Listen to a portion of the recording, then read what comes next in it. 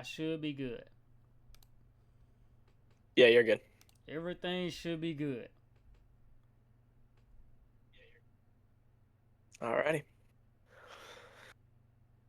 Okay, hold on.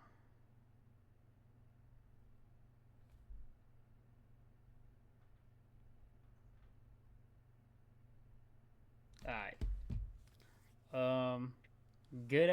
Good morning, good afternoon, good night, whenever, wherever, however you're watching this episode of the Wartime Podcast. We stream it live on Twitch, post it on YouTube, other social media platforms. And before I say anything else, I want to say rest in peace to an 18-year-old senior at Cleveland High School named Kimber Mills. Um, I know family that knows her personally. I have family that goes to that school. A very tragic event, but I want to tie this into my word of the day, and that is Ephesians 4, verse 32. Be kind and compassionate to one another, forgiving each other just as Christ, God, forgave you. Um, no matter how tragic the situation, everything happens for a reason. Um, Find love and forgiveness in your brothers and sisters that do right and do wrong. Uh, Whether you know them, whether you don't know them, find somewhere in your heart to pray for the next person, whether they're on the right side or the wrong side. At the end of the day, um, everybody is to be forgiven because God forgave all of us. Um, so just make sure that you keep your loved ones close. You never know when it's your last day. Um, just try to be joyful, try to love one another, and don't carry that stuff into tomorrow. If somebody says something to you or does something to you, you just gotta forgive and move on, no matter how big or small. And take that for what you will.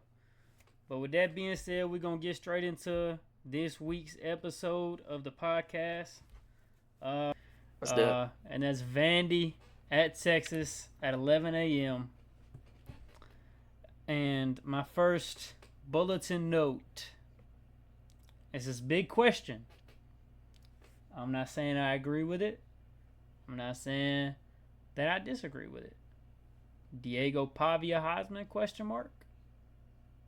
Is this the game where Diego Pavia starts to make his little run?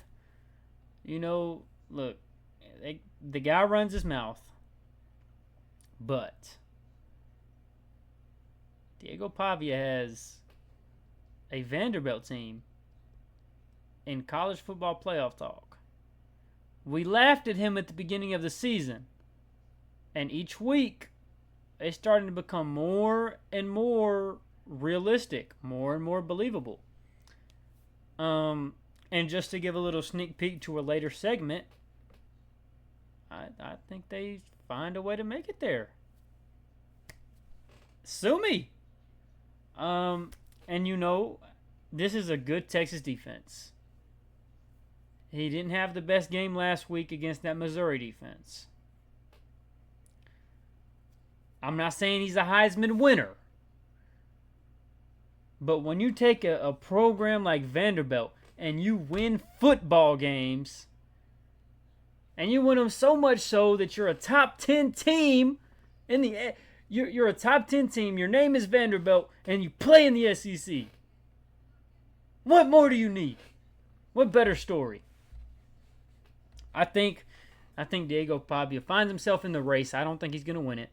But I definitely think he finds himself in a Heisman race competing with people like Fernando Mendoza and Ty Simpson.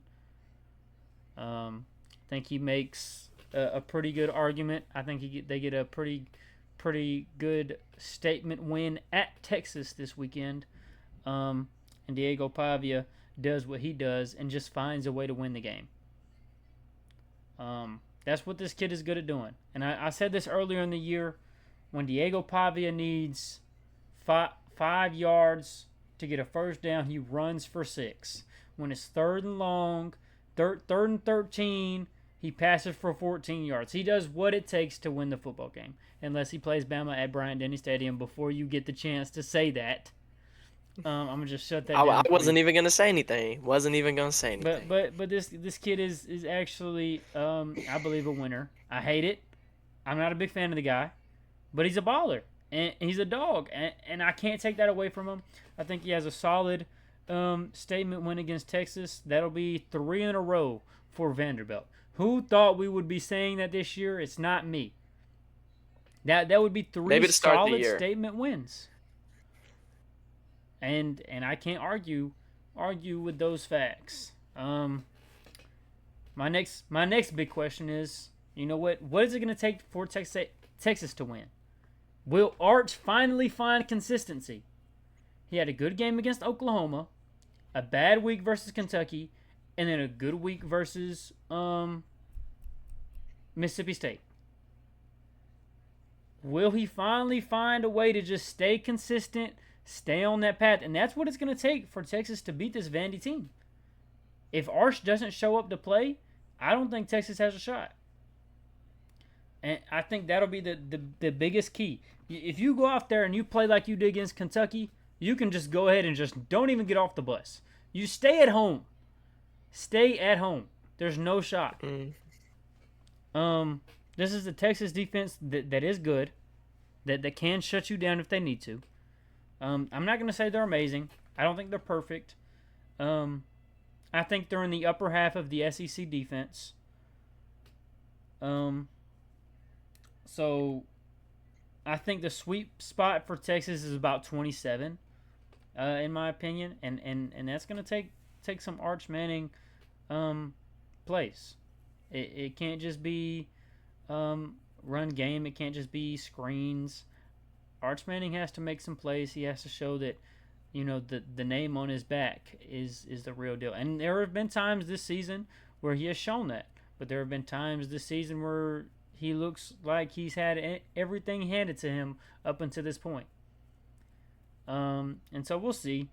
We'll see what he does. I don't think Arch is a bust. I think he's going to stay another year. I think he'll be better next year.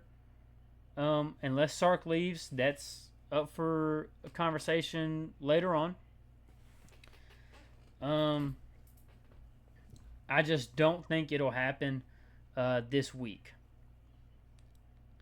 And I hate to say that because I don't want to give Vandy credit, and I don't want to hate on Arch.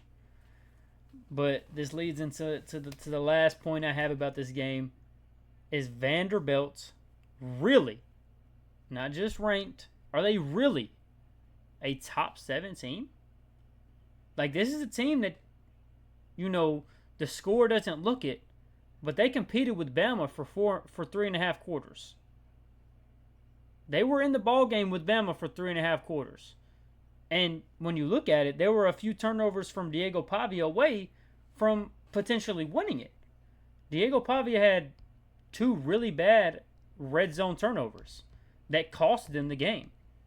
And they could be undefeated right now. We could be having a totally different conversation right now about Vanderbilt and about Alabama had he didn't have those 2 turnovers. So you look at that, despite what the score was, if you watch the game, it was a close contested game. This is a Vanderbilt team that looks legit. It looks like a top 7, top 10 team in the nation. And I think they further proved that against Texas this weekend. And we'll get to predictions later. But that's my thoughts. That's my thoughts. Yeah, this is do or die for Texas and Steve Sarkisian. They lose this game, literally every single game from here on out is the same way. They lose this game, it's their season, their playoff hopes are over. And for a team coming in number one ranked in the country, I think they had the best odds to win the national championship. They certainly had national championship expectations in Austin. Um, this is it. This is it. It could imagine, all the preseason expectations, and then in week 10 you lose to Vandy, and it's all done. It's all done. It would be it. It would rid it. Technically, crazy things could happen, and they could find a way. Technically, it ain't happening. All right. Um, this is an interesting game. Who would have thought Vandy going to Texas at the beginning of the season would have been a big game? But this is a big game. This is a huge game for both teams. Huge game. Um, I guess kind of the sweet spot for Texas, I think, is creating third and longs for Vandy. Texas is 20th in the FBS and on defense, stopping third downs. So I think whoever wins this game is it's going to be decided whether or not Vandy stays in front of the sticks and gets into third and short because we know Diego's good in those situations, or is it third and long? If it's third and long, I like Texas. If it's third and short, I like Vandy. And that could go the other way, but that's how I see this game playing out is who controls the sticks. Um, Texas is a +7 turnover margin. That's 13th in the whole country. Um, so there's another way. Vandy has a couple key red zone turnovers. Texas takes advantage. That's another way that could happen. Um, a couple things about both these teams is they are 116th and 117th in penalties per game, so they're right there at the same. So who gives the game away? Who is in third and long? Who's in third and short? Who's turning the ball over? Who's first forcing the turnovers? Who's committing a ton of penalties? Who's not committing a ton of penalties? That's what's going to decide this game.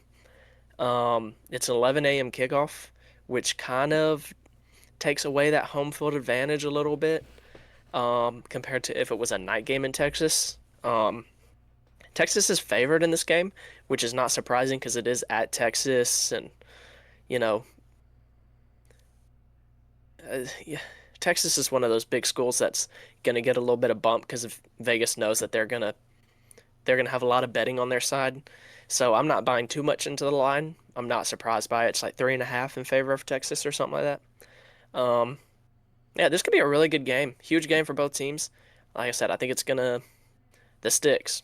Are you in front of them or behind them? I think it's gonna be the biggest deciding factor in this game, outside of the obvious ones such as turnovers, time of possession, that basic stuff we say about every single game. Biggest one is going to be, is it third and 8 or is it third and 2? I think that's what it comes down to. Uh, I was laughing when you had mentioned that Texas came in as national championship favorites and Yeah. preseason ranked number one. I'm laughing because I'm just imagining. Just go back 3 years ago, going up to a Texas fan saying 3 years you'll be ranked number one at the beginning of the year. College football championship favorites. You lose to Ohio State and Florida, and your season's on the line against Vandy. Yo, And you could really lose it. do you And you know could how really lose mad it. I'd be, dude? Ooh. Your season was ruined by Vandy. Oh my gosh. Um, I don't know. The one thing I'll say about Texas, and you said it earlier about Bama, good teams find ways to win. I don't. I think Texas has been. It's been a very rough year for Texas. They have not looked good, but does that saying hold true for Texas? Because there have been multiple times where their backs against the wall against a team that they shouldn't even be competing with, but they are. Like Kentucky shouldn't be staying in a game with Texas, but they are. But Texas just finds a way to win. Mississippi State had literally everything backed up against Texas. Texas had nowhere to go, and they found a way to win. Um, that didn't. Mississippi State didn't help themselves, especially on the last drive. That was terrible clock management in the end of the fourth quarter. But does that statement hold true? Do do do good teams find a way to win? I mean, you lose a close one in the swamp to Florida. Granted, it's not a good Florida team, but it's still in the swamp. And anything can happen. And then your other loss is to what's ranked right now as the number one team on the AP poll, and in the Ward Tide poll, Ohio State, and you only lose by a touchdown. And that is my big question, and that'll be answered this week. I'm not a believer in Texas, but with your saying, which I agree with your saying, that good teams find a way to win football games. And will this Texas team find a way to win this football game? And if they do, I think their playoff hopes, and further contention is still very much alive, and have an opportunity to go in there and compete. Um, but that will be answered this weekend. I think it solely lies on the shoulders of Arch Manning and how he comes to play. Like I said, he's been very inconsistent. There have been games where he looks good. There have been games he looks absolutely terrible. Wait, what am I talking about? Didn't Arch get hurt? No, he's gonna play. He's gonna play. He's gonna play. I swear that was concussion.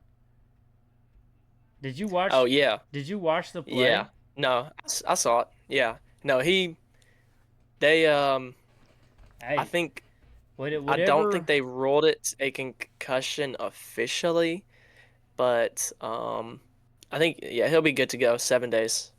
That's kind of the typical protocol for something like that, so he should be good to go. Jay Miller had a concussion, got knocked out on the sideline, and played 7 days later. So We'll see. I fully expect Arch to play. Okay. Okay. I forgot about that. I forgot to look at his availability. But yeah. Okay. So it's like I said, I believe it lies on the shoulders of Arch. What version do we get? There have been times this year where he looks elite. There have been times this year where he looks like the worst quarterback in the SEC. And we'll see what version we get come Saturday, and I think that'll be the game changer. Yeah, I agree. One last thing about this game. I had it and then I forgot it. Hold up, give me a second. I'm gonna remember. Oh yeah, if I'm gonna give credit to Alabama for finding a way to win, I'm also gonna give credit to Texas. They found a way to win at Mississippi State when they probably shouldn't have, but they found a way to win. No. So I'll give them their credit. It was a good win on the road in a tough environment versus a good Mississippi State team. So full credit to Texas for that. Um, but I need to see it more consistently because they are too up and down. I think Mississippi State and Auburn are in the same boat. Like they have the pieces to win, and they're a good team. They just find ways to lose. Gosh, do you know how like sickening that they had a chance against Florida, they had a chance against Tennessee, they had a chance against Texas, and they've lost all three of them. And I just know from experience how sickening that is. And Yeah, what a rough way to lose for Mississippi State. If you're a Mississippi State fan, my heart goes out to you. I'm sorry, but I know quite a like few, and they are that tore up, man. That I just tore up. have a question for them. Why choose that lifestyle in the first place? I know I'm not in the big seat to be They just flipped the talking. question. They flipped the question right back on you, brother. Hey, hey, two natties at least, the one in my lifetime. I'm just look, but I'm just messing. I don't have much more for this game. No, I'm looking forward to it. I think it'll be a good game. Here's what I think will be a secret good game. Georgia at Florida at 2:30. Does Billy The world's Gonzalez have largest a cocktail party. masterclass in him? Hmm. What? Repeat what you just said. I did not hear you. They can't call this it anymore, like on TV or whatnot for whatever reason. But this game's called the world's largest cocktail party. Uh, just because they're all down there in Jacksonville and can't none of them remember the weekend. Mm, But it's a fun game. It's a fun game. I think this will be an exciting game. Um, there's always teams after they fire their head coach got a little bit of magic hidden somewhere. Yeah, get a little juice. Does Florida got it? It's at Florida. It's a 2:30 game. That is Jacksonville. Huh? It's neutral site. Oh, This okay. game's always played on a Okay. neutral site. Well, neutral side. Yeah, Jacksonville. Jacksonville. It's at But Florida. they always split it. They always split the crowd like Texas and OU do. Even though it's in Texas, half is pretty consistently Florida, half is pretty consistently Georgia. Okay. We'll see. I'm still gonna consider it a home game for Georgia. I mean for Yeah, Florida. Florida. Yeah, it's just That's right just down the how I road. see it. That's just how I see Definitely it. closer than Athens. Yeah. But my like I said, after just there's just some interim head coach magic that always starts to swirl. Does Billy Gonzalez, their wide receiver coach, does he have it in him? I'll be very curious to see um, what he does, what their game plan is. He's still got dogs on that Florida team. Um, they still have a good roster that can win football games. It's not like they're terrible, So and this Florida defense is not one to just slouch over and let you walk all over them. It's a pretty solid group. Um, and the main concern is, it can Georgia's defense step up? Can they do what needs to be done to win this football game? And there have been multiple times this year where it looks like, man, this Georgia defense is really struggling, and then they come out in the second half and they just completely shut you down. Um, it's happened time and time again. Um, and we'll see what happens. I don't think this defensive group is the best. It's probably the worst defensive group from Georgia we've seen in a long time. Um, but nonetheless, Kirby Smart is a top three head coach in college football. He knows how to win football games. He knows how to make adjustments, and you're not just gonna kill him with one game plan the entire game. If you want to beat Kirby, you have to adjust just as much as he does. Um, so it'll be interesting to see this Georgia defense against this Florida questioning offense, where you don't know what the game plan is. You have no real previous script to run off of. You don't have any history. Um, so it'll be interesting. I think, and this is crazy that I'm about to say this. I'm not a big quarterback versus quarterback guy. I got a few of them on my list this week, and one of them is DJ Lagway or Gunnar Stockton. I shouldn't be saying this. I shouldn't be having to ask this. DJ Lagway is the type of guy that should be shoulders, head and shoulders above the rest. Um, came out of the offseason with an injury. Doesn't seem to have fully healed ever. He probably should have sat a few games, maybe redshirted the year. Um, that's not my decision. Um, he has not decided to do that. He's looked better in the past weeks. He's looked like he's getting closer. Um, but there have been times this year where he's looked terrible. I think he had 4 turnovers against LSU. I think he has. Correct me if I'm wrong. I think he has the most interceptions of any SEC quarterback. Um, it's just been a rough year for DJ Lagway.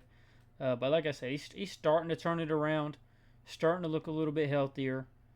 And against this defense, against this Georgia defense that isn't whatsoever elite, I think there is a path to leading this Florida offense to a win. But you also have to think about the other side and Gunnar Stockton, who isn't flashy, who isn't gonna, just kill you with his arm, but he's gonna make the right play. He's a sneaky dual threat guy. I think he has 5 rushing touchdowns on the year, to his 10 or 11 passing touchdowns. I could be wrong, but somewhere in that ballpark. And this is a guy you have to worry about getting out of the pocket and moving a little bit. Not super fast, not super athletic, but he can still hurt you. So I think whatever quarterback has a better game, because Gunnar Stockton has had bad games too, or he's had games where he's not effective. So I think whatever quarterback comes out ready to play, I think that team finds a way to win. Yeah. To fact check you, yes, DJ Lagway does lead the lead in interceptions with 9. He has 9 touchdowns to 9 interceptions. Um, yeah, this is Florida's first game coming off a bye since firing Billy Napier. Like you said, Billy Gonzalez is their interim. He was the wide receiver coach. This is a guy who's spent 12 years, three different stints at Florida. So he's been around Florida for a very long time. He is a Florida dude. He's been to quite a few different SEC programs over the years, being a wide receiver coach from Mississippi State to LSU when LSU went to the Natty in 2011. That was the year they won the SEC championship, lost in the Natty to that man right there. Um, so he coached guys like Odell Beckham Jr., Jarvis Landry. He's a really good wide receivers coach. Um, we talk about the interim, but I think more importantly here is who's going to be calling plays for him. Since Billy did call plays for him, it's Ryan O'Hara. I think that's how you pronounce his name.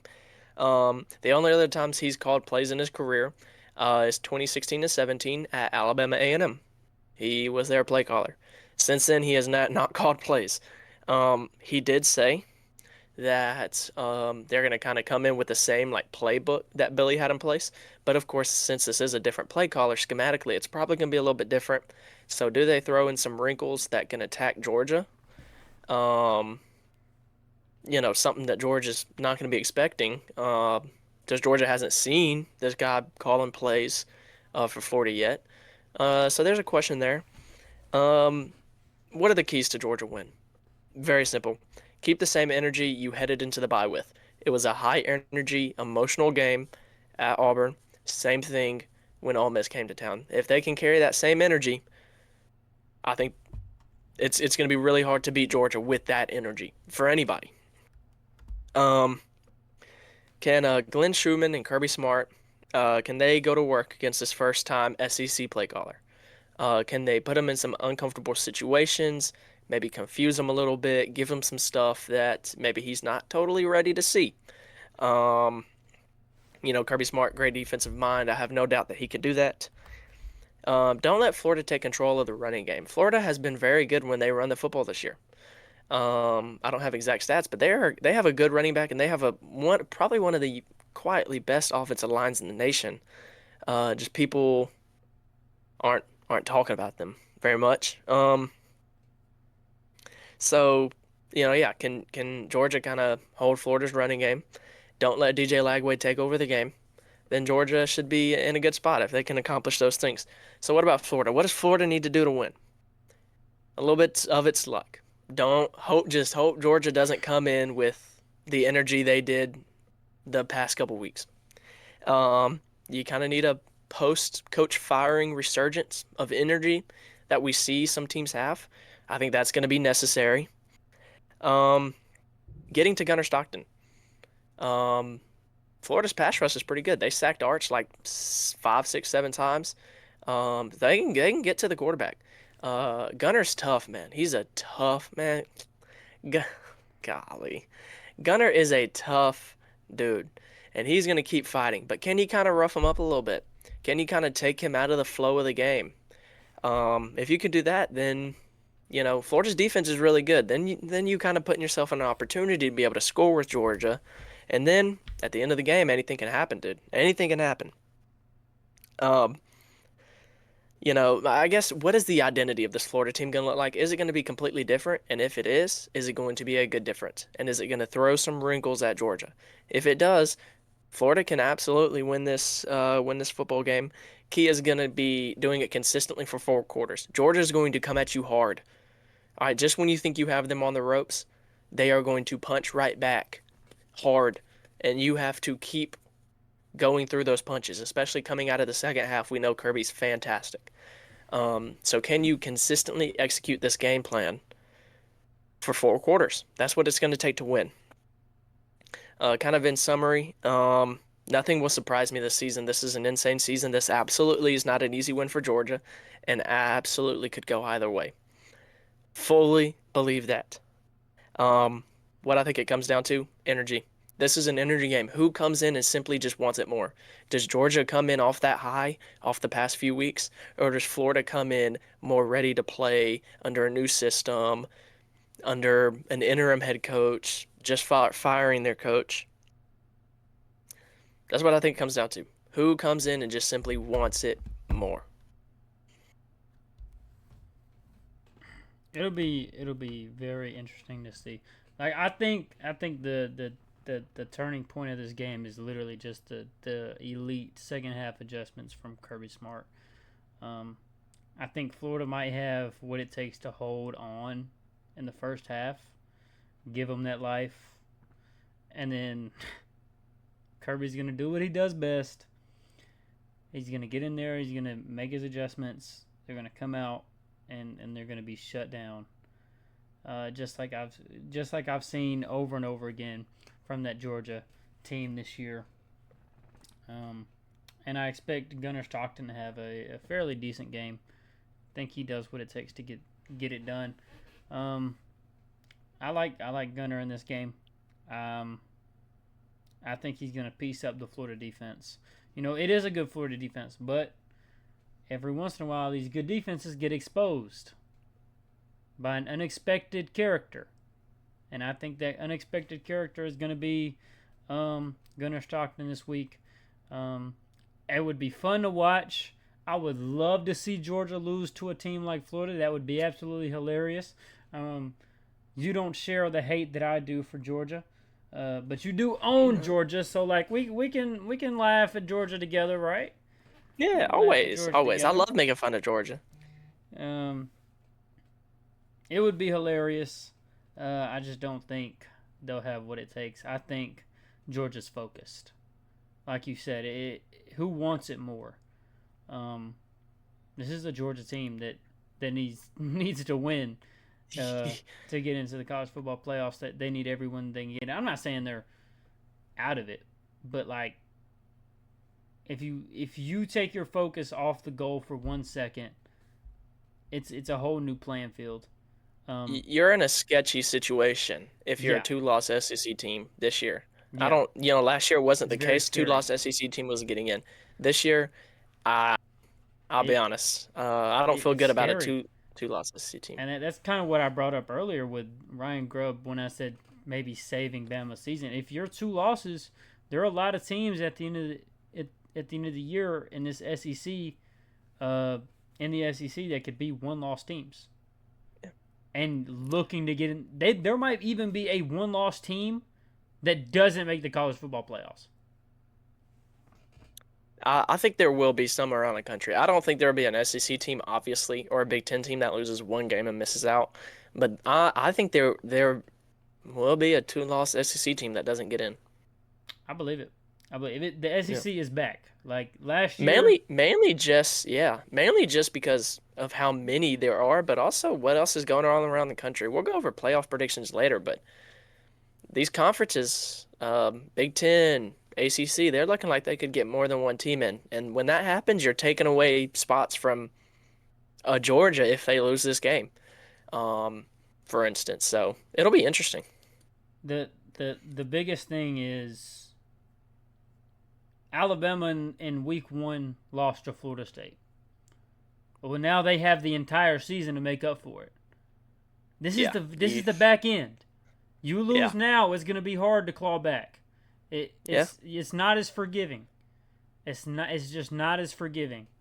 So I think they come in focused. I think Kirby knows what's on the line every week. Um, I think this is a Georgia defense that's ready to come in and play. Yeah. We'll see.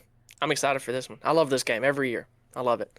It'll be I fun. wish Florida would be more competitive in it as of recent years, but I think they might when have a little magic this year. We'll see.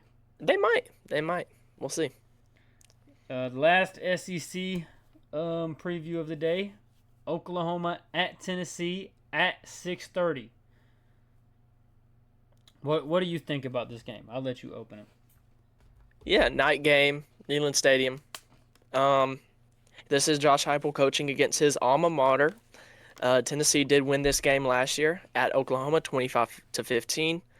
How they won it last year is they did it by winning on third down, winning the time of possession. They won the passing and running game by far. In fact, the only reason why it was as close as it was is Tennessee had 3 turnovers last year, and can't have three turnovers and blow a team out in most instances. So it should have been a lot worse last year, but Tennessee kind of had that turnover issue. Um, Tennessee dominated them last year. Um, I guess I don't know. This is a tough game. Is Tennessee at night just going to be too much for Oklahoma? Um, does John Mateer, does he keep getting better? Post injury, he's gotten better every week. Does he keep doing that, or does he kind of stall out on the road versus a good team? Not a good defense, but a good team. Um, and then how does their offense respond? The last time they played a competitive defense was Alabama when they got held to 20 points. Um, does that kind of throw a wrinkle into things? Because Oklahoma's supposed to be a better defense. So, let's give Tennessee 7 more points. Let's say they scored 27 versus Alabama, because they were about that far away from scoring 27. 27 is really not that impressive for what this was going into that game, supposed to be the number one scoring offense in the nation. Um, so how does Tennessee look bouncing back? Do they look more like the offense we saw versus Alabama versus a really good defense? Or do they look more like the offense we saw versus Georgia? They lost that game, but Tennessee's offense was cooking that game. Right, if they could make a field goal, they would have won. Um, so yeah, um, I don't know. It was really hard to pick this game. I went back and forth, back and forth, back and forth. So how does Oklahoma get this done on the road at night versus Tennessee? Get in the red zone. Can Oklahoma move the football? Tennessee is 125th in FBS red zone defense. They allow opponents to score, put points on the board over 93% of the time when they get into the red zone. Versus Oklahoma's red zone offense, now get this, is first in the nation. They score 100% of the time when they get in the red zone. They've scored every time. I think that's the biggest key to the game. Does Oklahoma keep getting third and shorts? Do they keep pushing the ball down the field and get in the red zone? If so, that's a huge favorable matchup for Oklahoma in the red zone. Um, Now, penalties wise, Oklahoma will have to stay disciplined because it will be loud. So don't let yourself get false starts on third downs, turning a 3rd and 6 to a 3rd and 11, because that's not a recipe for success, even against this bad defense. Um, Turnover margin heading into the game, Oklahoma's -6, Tennessee's +5. Can they flip that? Um, Last year Oklahoma did win the turnover margin. Can they do it again this year? I think to go win in Neyland Stadium, you're going to have to flip the turnover margin. Because in doing so, you're also kind of controlling the field position, which, like I said, plus side of the field for Oklahoma is very lucrative for them, and the complete opposite for Tennessee's defense. What does Tennessee got to do to win this game? Um, Tennessee is 102nd in yards per game allowed on defense and 112th in points allowed on defense. So the defense sucks, right? So good offense versus a bad defense. It's not looking good for Tennessee. Um, but to kind of mitigate that, you need to force penalties. The crowd needs to be able to force some penalties. Being loud, Tennessee needs to give some different looks to maybe get some offensive line to jump. Needs to put some pressure on the quarterback to maybe get some holds in there, force 3rd and longs. Uh, and B, they need to force John Mateer to play uncomfortable. John Mateer threw 4 interceptions versus Texas.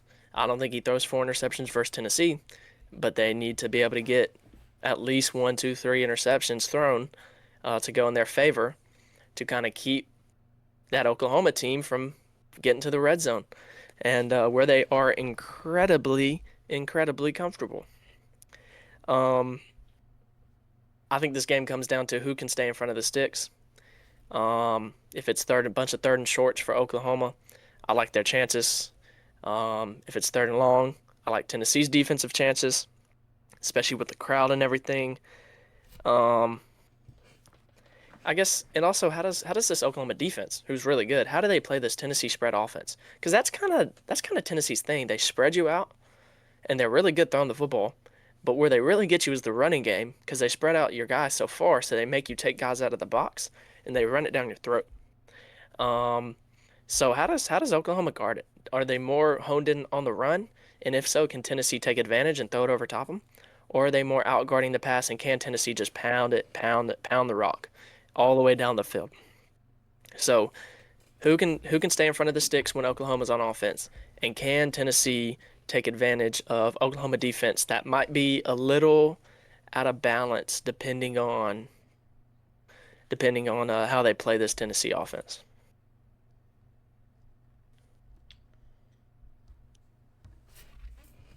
Okay, that was a lot. That was a lot. Yeah, that was a lot. You threw a I had a lot of lot on my stats notes at for me. this game. You threw a lot of Yeah. stats at me. Uh, but it sounds like you lean in Oklahoma. Uh, I don't know. I've been back and forth. I've picked Oklahoma. I've picked Tennessee. I've picked Oklahoma. I've picked Tennessee. But one thing we all know, you can't tell, but that hat right there, it says I hate Tennessee. I So assumed you was going Oklahoma based off that alone. Uh, I heard you throw a lot of stats at me. I heard you throw a lot of ball knowledge at me. One thing I didn't hear you if you would say. like for me to repeat some of those stats, if because there was a lot there, I'd be happy to. I got it all right here. There's a lot of stats. This is a statistic heavy game. One thing I didn't hear you mention though is Mhm. both teams have their entire season on the line right here. Oh, dude, that's second in my notes, and I completely overmissed it. I realized that once I stopped talking. We we talked about you could be a two-loss team and miss out.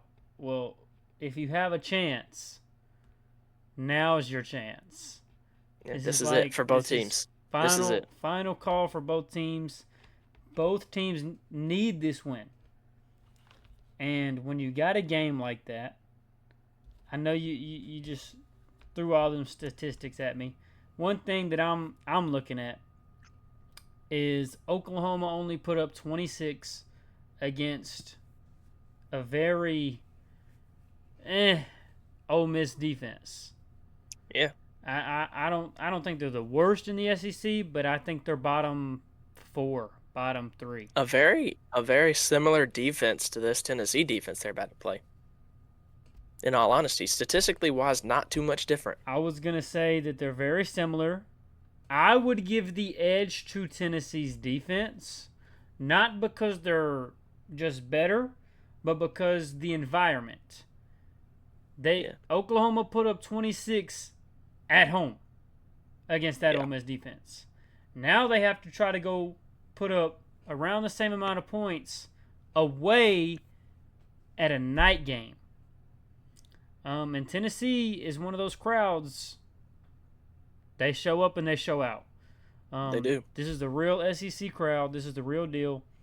I'm gonna let you have the stats this time, and I'm gonna go with what my football just what the football tells me. I'm going off the heart. I'm going off the emotion of the game. This is a home game, must-win game for Tennessee at 6:30 at night. And you think they're gonna let Oklahoma come in and take it from them? The people that just left the Big 12, they're not gonna show the SEC teams how to be SEC teams. I don't believe that. They're still merging over. Brent Venables, his job was in question at the beginning of the year. That's something. It's not now. He's kind of regained that focus. I think Brent Venables is a good coach. But those are things you got to take into consideration. Take it as disrespect. This is a former Big 12 team that's still trying to get their feet wet in the SEC, and you want to let them do it in your house? No, don't do that. It's not gonna happen. Tennessee's not gonna let it happen. I think with their season on the line, Tennessee's defense steps up at home. I think there's a lot of penalties for Oklahoma. Um, while yes, you said John Mateer has been getting better and better each week. He only had one touchdown pass against Ole Miss, and Xavier Robinson had 9 carries for 109 yards and 2 touchdowns. That is their running back.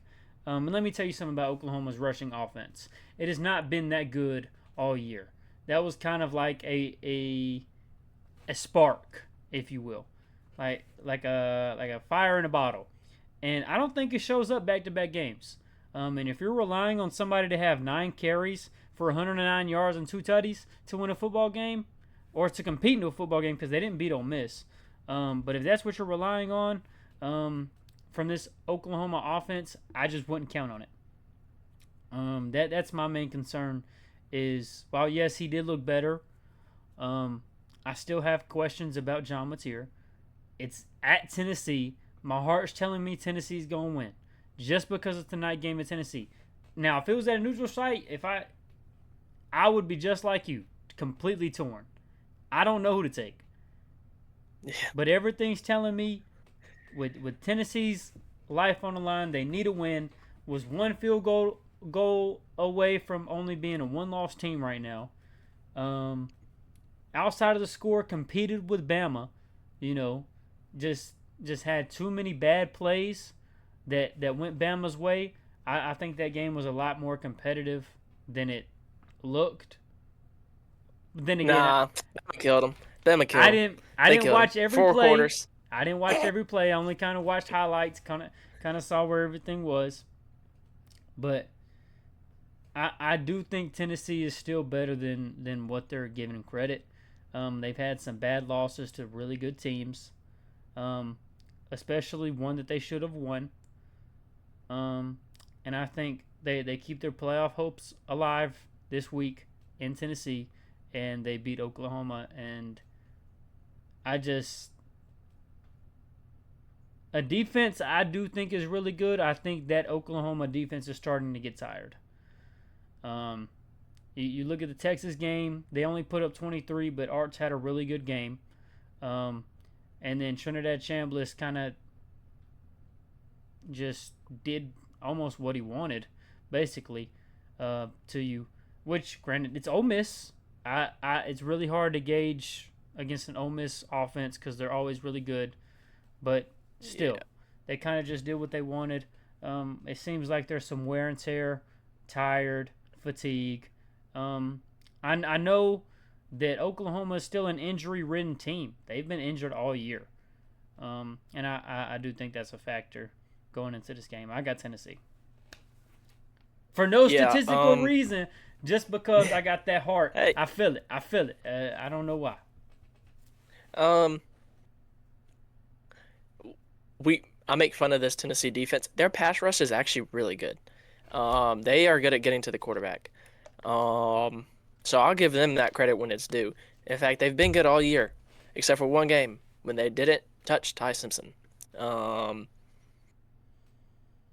Don't know if that was more Alabama or Tennessee. I don't know. Mix of both, probably.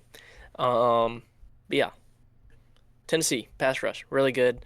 The strongest part of their defense for sure.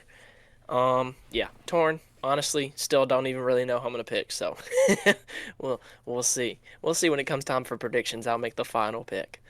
Um, It's okay. I've had a few. yeah, I've had a few weeks where I've just like don't know until it's time to yeah, predict. yeah. It's a We'll tough see how I'm game. feeling. It's a tough game. Yeah. I just got a feeling in my heart. See, I had that feeling in my heart for which game? Was that Indiana? I just said I had a feeling, and it was right. Was You that just that gonna game? keep bringing that up.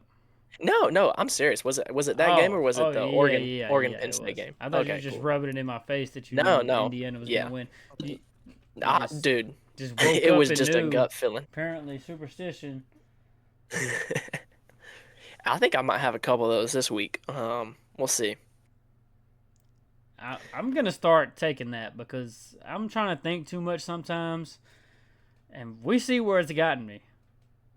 I'll be honest, my picks this week. Never mind. We'll get into them later. We'll get into them later. We'll save it for due time. The next game, which unfortunately is also there's a lot of 6:30 games that are really good, and I'm gonna miss them all because I'm gonna be watching Auburn beat up on Kentucky. Hopefully, hopefully. Another good game. I will be excited to probably flip through if Auburn is beating up on Kentucky. USC at Nebraska at 6:30. Nebraska's not ranked after losing to Minnesota. I still think this is a decent, fairly good Nebraska team. What are they? 6-2 right now, I believe. Um, a competitive team. I think Matt Rule's trying to. He's starting to get, his feet on the ground and running with this team. One of my points for this game is Matt Rule versus Lincoln Riley. I like Matt Rule. I think Matt Rule is a good college head coach. I wouldn't trust him with any NFL organization ever again. But, he's a good college coach. He's turning this Nebraska team around slowly. But what can he do against a guy like Lincoln Riley, who's, almost, I don't want to say proven, but proven. You know what you're getting with Lincoln Riley. You know who he is. You know what he can do. It's almost like I feel like Lincoln Riley is just a watered down version of Lane Kiffin. Just an offensive stud, gonna find ways to get his offense, going no matter the defense. Doesn't matter who you're going against. His offense is gonna put up points. I don't think he's as good as Lane Kiffin, but kind of in the same ballpark. And so I think the key to this game is what defense shows up to play. What defense can get off the field on third down? What defense can get a turnover or two? What defense can hold them to third and long? What defense can bend, don't break? Whatever you got to do, just get off the field. I think that's the most important. If I was a coach, I would have it in all red, bold, capital letters. Get off the field. And that goes for both sides. I think whoever can get their defense out there and get off the field as quickly as possible, I think that team finds a way to win. Like I said, you know what you're getting with Lincoln Riley. You know his offense is going to be involved. I just got another one of those feelings. I think Matt Rule, has a master class this week. Another thing to note, kind of like the Tennessee-Oklahoma game, both teams with 2 losses. If they have any chance, this is the Big Ten. If you have any chance, now's your time to step up and move forward. These are both teams that can still compete, I believe. I don't think either team is on the level of Ohio State. But if you still want a chance, anything can happen in college football.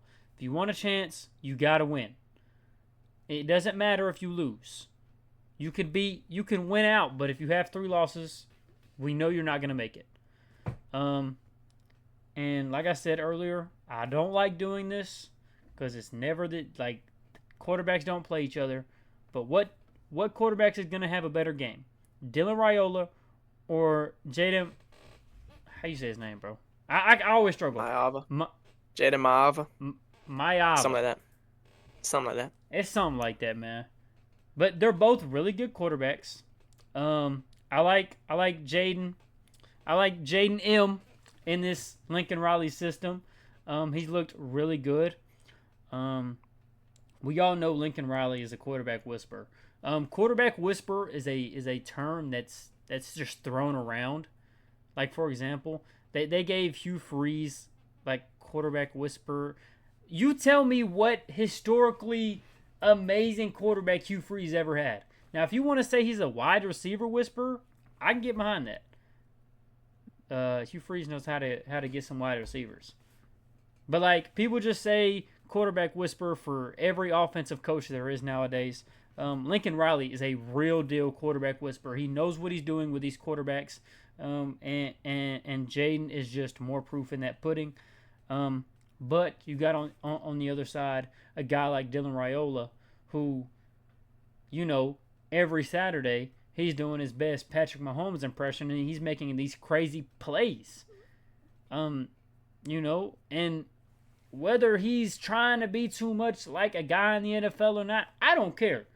The guy can ball. He's an absolute baller. Um, I'm gonna go. We'll get into predictions, but I think that that's gonna be a critical role. Like I said, what defense can get off the field, what quarterback can extend plays and keep offenses on the field. Um, so it's really just that battle right there. Essentially, just time of possession. Um, long story short, and we'll see what happens there. I think that's the key to victory in this USC versus Nebraska matchup. Yeah, like you said, I think this is one of those winner still has hopes, loser has none. Um, we have a few of those games this week, which makes it really exciting to watch. But yeah, we're gonna see some teams get eliminated from contention this week. Under Matt Rule, Nebraska's 5-6 at home versus Big Ten opponents. This year they are 2-1. Uh, while Nebraska is more balanced between its offensive and defense, USC is very heavy offensively, which is not a shocker. That's not news to anyone who watches college football. USC's offense is first in total yards, fifth in scoring, versus their defense is 68th in yards allowed and 58th in points allowed. Meanwhile, Nebraska's offense is 59th in total yards, 31st in scoring, and their defense is 13th in yards allowed and 30th in points allowed. So one team more balanced, the other team very heavy on one side. So which wins? Is it a balanced attack, or is it more the have fun keeping up with us style of offense? So I think USC is very similar to Alabama basketball, where they're just gonna say, "Hey, we're just gonna go score, have fun. All right, do can you stop it? And if you can't, can you keep up?" Um, Difference is Alabama basketball has been more successful than USC football. Um, but I digress. Um, so how would USC win this game? They are favored in this game, by the way. How does USC win? I feel like USC would win in a more chaotic environment. The more chaotic, less fundamental the game is, I think USC tends to do better. So the more penalties, turnovers, or possessions, just more chaos. The more possessions, the better for USC. We talk a lot about USC's offense and their scoring, and we talk a lot about their passing. And Lincoln Riley, like you said, quarterback whisperer, all that. Uh, but this year they are 23rd in rushing in the nation, um, which is that's pretty good for a team that is primarily known for just passing the ball. Part of that is a lot of teams know that they're really good at passing, so they kind of sell out on the pass and say, "Hey, if USC is going to beat us, it's not going to be doing the obvious thing." But USC does have a really good running game, so can the threat of them passing open up the running game and allow them to kind of control the game running the football when they need to? Um, which would help them convert on third downs a lot, which is incredibly important. Third downs is incredibly first and third downs, incredibly important. And a lot of times that can start with a run and end with a run. And if you can control the running game, you're setting yourself up pretty good to stay in front of the sticks and then convert on those third and shorts. So what about Nebraska? I think they need to slow the game down. Limit USC's possessions because the more you give them the football, the more comfortable they are going to get and score more points. Nebraska needs to really play Big Ten football. They need to win the turnover battle. They need to force the turnovers. They need to stop the run. They need to use their crowd. The crowd is going to have to help them here to help generate stops, turnovers, penalties, just anything that can help slow this USC offense down and limit their possessions is going to be incredibly important. USC is 84th in penalty yards per game versus Nebraska's 26th. So very fundamental game for Nebraska, I think, is the key to success versus, if it's a little bit more chaotic on both sides, I think that favors USC. Ultimately, USC's running game, I think, is the most important part. Can Nebraska stop it? Can USC establish it? Um, and then, yeah, penalties. Can USC stay disciplined in what will be a pretty crazy environment in Nebraska? Night game, big game for them. this is a game preseason a lot of people had circled, including myself, that could really define these two teams this season. And here we are. They're both sitting at 6-2 or whatever it is. And it's a huge game for both of them. Who gets in the red zone more often? Both teams rank really high in red zone scoring. However, USC's defense does rank second in stopping teams in the red zone, which is kind of weird. I wouldn't have thought that coming from how bad their defense is, but they're second in the nation in stopping red zone offense. Um, I think primarily that's because of how much they score. They kind of force teams when it's like 4th and 4 to go for it because you're not going to beat them kicking field goals. Um, yeah, so the red zone, Nebraska in the red zone versus USC's defense. Are they able to score? Are they comfortable taking three, and can they keep up that way? Once again, more of a fundamental game, winning the time of possession, winning the field position, or is it more chaotic where it keeps flipping back and forth? And then I think that probably favors USC. Um, I think they're more built to handle, especially the higher scoring it goes, the more I trust USC. The lower scoring it is, the more I trust Nebraska. Very simple. Which extreme wins? Yeah, it'll be, to me. I think this will be one of the best games to watch all day. I think this is going to be an I agree. extremely fun game. Um, I think Nebraska is one of the very few teams that could keep up with a USC type offense. Um, Yeah, I think they have those playmakers. I think they have the guys to do it, and they have the offensive power to be able to keep up. Um, it'll definitely be fun.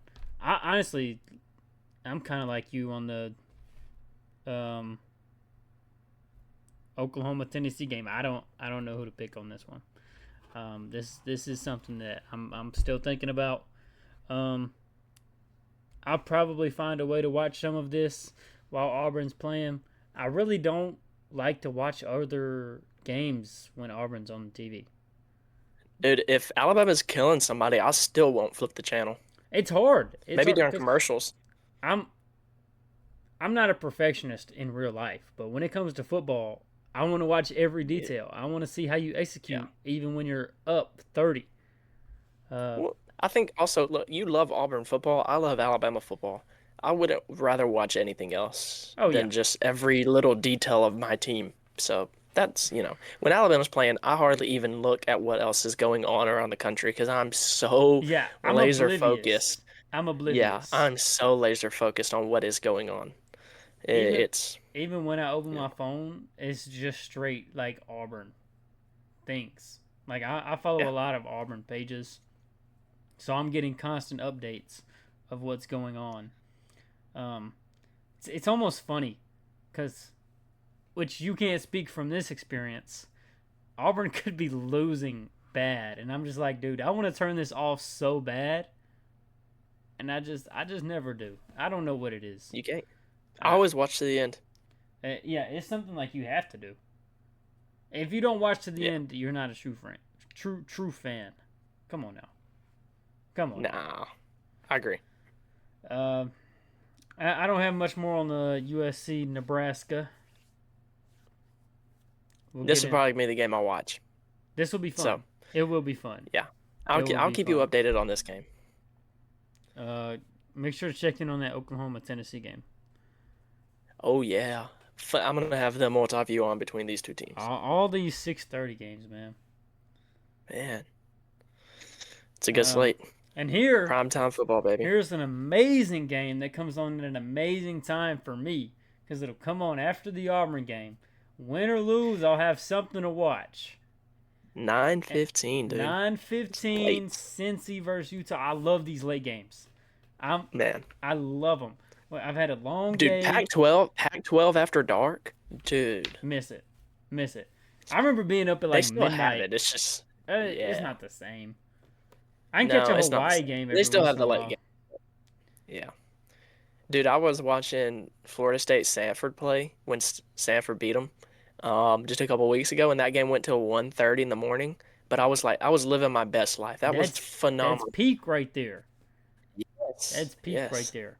I like just growing up, like being. I remember being on like vacations or, I'm supposed to be asleep, getting ready to go to church or go to school the next day, and it's just late night football. It's nothing Yeah. better. No, Um, it's fantastic. so that being said, we're going to talk about a quote unquote super late. It's really not all that late, but a Yeah. 9:15 game. Um, you know, I know I can count on if I work all 8 hours at work. If Auburn wins or loses, I'll have something to watch, laying in my bed, comfortable, no stress because it's not my team, and it'll be a good, exciting football game because it's Cincinnati versus Utah, and this is a game that has Big 12 implications. This team has the team that wins this game has a good chance of going to the Big 12 championship. Both of these teams have a favorable schedule for the rest of the year. I think Texas Tech, I'm not going to say is a lock, but they have a really favorable schedule. I think Texas Tech is all but punched their ticket to going. Um, but you look at these guys like TCU, like BYU, and then you got teams like Cincinnati and Utah that have a schedule that's very winnable compared to the BYU's and the TCU's of the world. Um, and so I think the winner of this could very much so go on to play in the Big 12 championship game. Um, I think it'll be a good game. This Utah offense is fun to watch when it's rolling. It wasn't rolling against Texas Tech. Um, so we'll see what they can do against this Cincinnati defense. This Cincinnati defense, when you talk about Big 12 defenses, they're pretty solid. Big 12 isn't known for their defenses. Cincinnati's defense is allowing 24 points per game. You tell me, look, you look at Auburn, they haven't allowed more than 24 points per game to any SEC, to any team, I don't think, all year. I think they've allowed more than 24 points per game all year. And that's an elite defense right there. You hold Utah to 24 points per game. Uh, you hold Utah to 24 points in the game. Um, and I think you have a pretty good chance of winning. This Cincinnati offense doesn't blow me away, but I think they do what it takes to get it done. I think it'll be a fun, competitive game. I really believe it lies all on the shoulders of the Utah offense. If they come out and they play like they did against Texas Tech, I don't think there's any way they can win this game. Now it's at Utah, and it's a very late game. I imagine this crowd is going to be like buzzing. I think this will be a super fun game when it comes to energy, when it comes to environment. Um, and to me, this will answer a very big question. Um, I'm not gonna say I'm a hater, but I still want to see more from Cincinnati. If Cincinnati, I think they're 7-1 right now. Cincinnati wins this game, they got it. I fully believe in you in the Big 12. Do your thing. You could reach the college football playoffs if you win this game. I think you have a solid chance to do so. Like I said, very favorable schedule for the rest of the year. I think Cincinnati is looking at a in a world so where if they win this game, they win out. Not counting the Big 12 championship. Um, so we'll see. We'll see. To me, it's Utah's offense versus Cincinnati's defense. Um, and this game means a lot for both teams. Playoff implications, Big 12 championship implications. Um, you know, and we'll see what happens.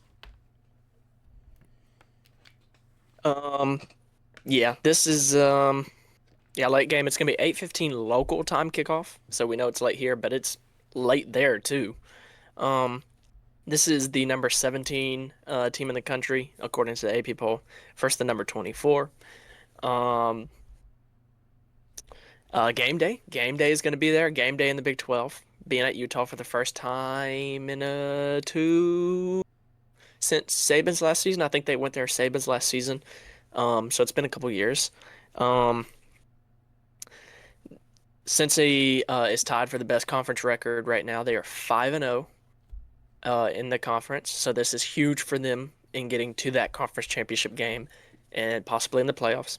Utah is tied for fifth at 3-5 in conference. So the conference is still wide open. This game will do a lot towards uh, like painting a picture for this conference championship game. Utah has to win this game if they have any hope whatsoever. They might even need a little bit more help, even if they win this game. But regardless, if they lose, they have no chance. Let's be real, no chance. Um, I'm really excited for this football game because I think this is going to be a very fundamental football game. This is the way I see it. Very fundamental. Um, it sounds cliche. We say this every game, but I seriously think this game comes down to who wins the line of scrimmage, who wins the turnover margin, and simply time of possession. Who wins time of possession? This can be extremely important. The cliches of winning a football game are going to be what decides this. How does Cincy go on the road to Utah, whose backs are going to be against the wall, and win? Utah is about a touchdown favorite too. Simply, I think you got to limit Utah's rushing attack. Utah is currently fifth in the country um, in rush yards per game. They average 267 yards per game, while Cincinnati's defense is 64th in the nation stopping the run. Utah on third down conversion. Utah is third in third down conversion percentage at over 54% in the country. So why that's so important with Utah's running game and the third down conversion percentage is because they have that good conversion percentage because they can run the football. It's 3rd and 4, and you have to guard the run and the pass from Utah's offense. So can Cincinnati keep Utah behind the sticks? That's where the line of scrimmage, time of possession, like that's where that comes into so important. Um, Lastly, Cincinnati is going to have to flip the time of possession. Cincinnati ranks 135th in the country in time of possession. Utah ranks 27th. They have to flip it. If Utah holds the ball for 35 minutes to Cincinnati's whatever, barring anything crazy, I would trust Utah is going to win that football game. So they have to flip that turnover time of possession. Um, I don't think you're going to score a lot on this Utah defense. You talked about BYU's defense. Utah's defense only gives up like 12 points a game, which is insane. It's impressive. It's like top five in the country points wise.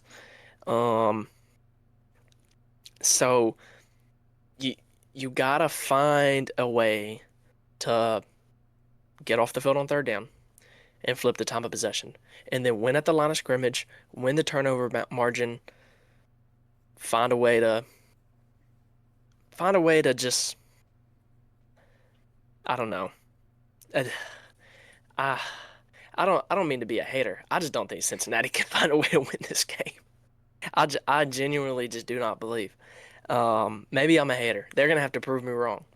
Um, Utah winning, I think it's pretty self-explanatory. I think they're the better team, and they happen to be playing at home too. So two things going in their favor. But where they can go wrong, Texas Tech. When they played Texas Tech, they lost 34-10. They got beat down. Utah couldn't com convert third downs. They were kept behind the sticks, so their rushing attack was not as potent. They turned the ball over 4 times, and the time of possession was heavily favored for Texas Tech. Cincinnati is going to have to win the turnover margin, win the time of possession, keep Utah behind the sticks. If Utah can keep that from happening, I think they win. If those things don't go in Utah's favor, they lose. Um, I'm excited for this game because I think it's going to be a very fundamental football game because I don't think either side has really like a Lane Kiffin, Steve Sarkisian, Lincoln Riley type schematic dudes that can just find a way to win a game schematically. But these are two very fundamental football teams who are going to stick to what they do. They're going to run the football well. They're going to pass the football well. They're going to play somewhat conservative relative to some of the other coaches who I just said. So it's going to be very fundamental, slower pace, less possessions. Um, but yeah, comes down to line of scrimmage, time of possession, turnover margin, all the cliches. That's what's going to decide this game. Who can be more fundamental at the game of football? That's who Uh, wins this game. I do have something impressive that I just found out that I Oh did yeah, not know. Brendan Sorsby is Cincinnati's starting quarterback. He has thrown 20 touchdown passes, one interception. yeah, That one interception came on the final drive of the very first game of the season and is their only loss. Um, just a bad play. I remember watching that. That was a terrible decision. You're in field goal range. You have the opportunity to win, and you're just throwing it downfield. He thought he saw something that obviously wasn't there, but since then has not thrown another one. So in 7 games, he's perfect, and I think that's something to look at. He also has another 7 rushing touchdowns on top of that, so 27 total touchdowns to 1 turnover. Um, impressive. that is very impressive. And I did not know like he was that consistent. Okay, so If he was at a bigger school, he'd be in the Heisman odds, oh but for he's not. sure, So oh he's for not. sure. But I was talking a little about the offense, so I'm sorry, Cincinnati. I'll take it back a little bit. Take it back a little bit, because that's an impressive ratio right there. And that might sway my pick for this game. Alrighty. We'll see when we get there. We'll see when we get there. Yeah. We'll see. And I believe that was the last game. Um, predictions.